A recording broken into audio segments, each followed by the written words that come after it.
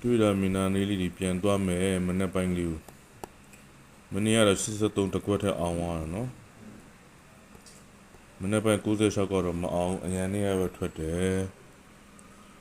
ဟောဒီနေ့မနေ့စိုက်ကြစိုက်လာလေးစိုက်တူလေးကိုတွားကြည့်မယ်တို့ဒီနှစ်နဲ့ဒီခွန်နဲ့တဲ့9တဲ့9ပါဝါဒီ3လုံးပေါင်းကြီး4ရမယ်တဲ့6ခွန်8ရှိတယ်4ဖို့အတွက်ပါထိတ်လဲ6ထိတ်နော်အဲ့လို6ထိတ်ကြသလိုတဲ့ဒီနှစ်နဲ့ဒီနှစ်နဲ့ပေါင်း4တဲ့အဲ့4ရဒီနှလုံး4ရမယ်တဲ့4ဖို့အတွက်ဒီမှာ9ရှိတယ်9အပိတ်ဆို65တကွက်ထဲနော်65တကွက်ထဲရိုက်သွားတယ်နော်အဲ့လိုပဲတဲ့ဒီလေးနဲ့နော်65တကွက်ထဲရိုက်သွားတယ်နော်အဲ့လိုပဲတဲ့ဒီနှစ်နဲ့ဒီ6နဲ့ပေါင်း6ကုန်8တဲ့8ရဲ့ပါဝါတဲ့ဒီ3လုံး3ရမယ်တဲ့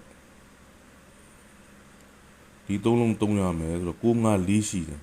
3မှုအတွက်9ထိပ်နော်3မှုအတွက်9ထိပ်အပိတ်ကဘယ်လိုလာလဲဆိုတော့ဒီလေးနဲ့ဒီနှစ်နဲ့6တဲ့6ကအတန်းနဲ့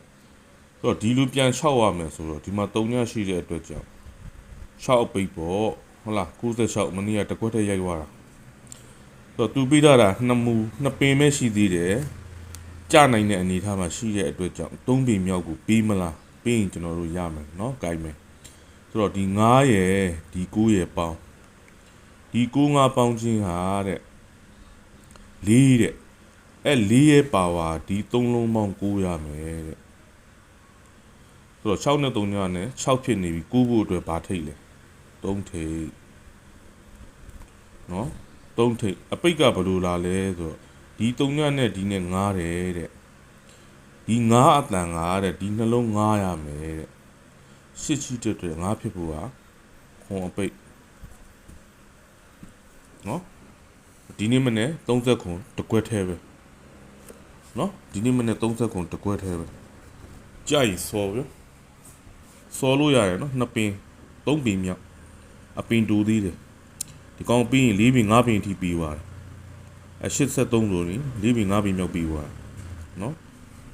ဒါမနေ့ပိုင်းလေးညနေပိုင်းမှာညနေတစ်ဆက်လာမယ်နော်30ခွန်စော်လို့ရတယ်နော်အကြက်နော်မနေ့ညတင်ပေးထားတယ်9 3ည3 break 2ခွန်4 9 break ကြိုက်တဲ့